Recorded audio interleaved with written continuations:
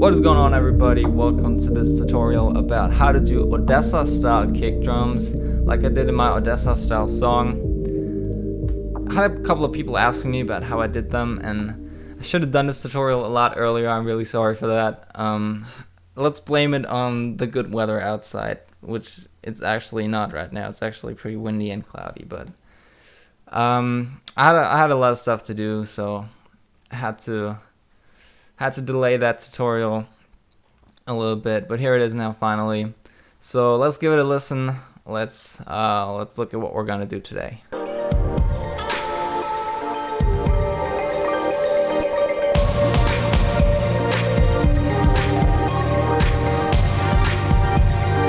Okay, so you could probably hear those pretty massive and boomy sounding kick drums. Just to show them to you again, here they are. So that's what they sound like. That's what we're going to do today. So the two samples that I used for it, I layered two samples. The first one is called the Control HN26 kick, and the second one is the GRV kick acoustic number 1. If you don't have those two samples, they might be built into FL Studio somewhere here. If not, try looking for them in the sample pack that I made a couple of, I think it was even a year ago. They might be in there. If not, then look for samples that sound similar to those. I'm going to show you what they sound like without the effects on in a second. But first, let me show you what I did with them. I put both of those samples into a mixer track, into one mixer track, which I called kicks. And then I routed that mixer track into another one, which I called drums. So as you can see down here, this channel is routed into that one.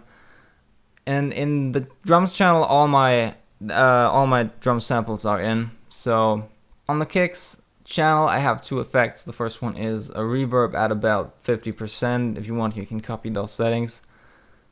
And the second one is a parametric EQ, just to filter out those high-pitched frequencies.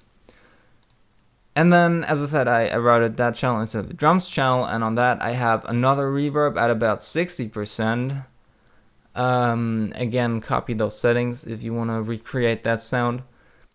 And then the most important part about this is the compressor, because that's what makes the kick so loud and boomy, and which puts them above basically all the other instruments and samples.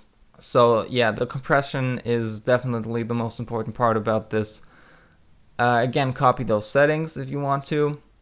And now I'm going to turn off all of those effects and show you what the kick drums sound like without them.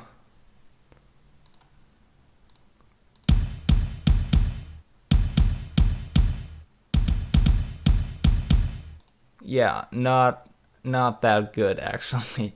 They sound pretty boring and plain and plain. And again, with the effects, the reverb does a lot. So let me just turn on the reverb for you. And the parametric EQ.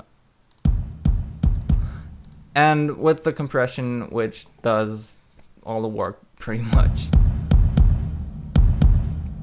So yeah, that is how I did my ODESZA style kick drums. Another pro tip for you guys: if you have a sample that sounds too flat and too plain and too boring, try putting a stereo enhancer on there and just, you know, like tweak the knobs a little bit, and you might end up getting a much more full and wider sound than you had before. So I put it on pretty much all my okay, I don't have it on there on any sample, but I pretty much put it on all of my snares and snaps and hats. On my kick drums, not so much, because they're not really supposed to feel very stereo. They're supposed to feel very plain and actually very flat.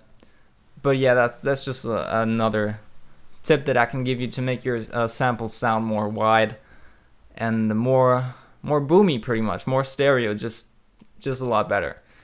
So yeah, I hope you enjoyed this tutorial. I hope it was helpful. Thank you very much for watching. Please subscribe if you like this, and like it if you liked it. And see you guys next time. Thank you for watching. Bye.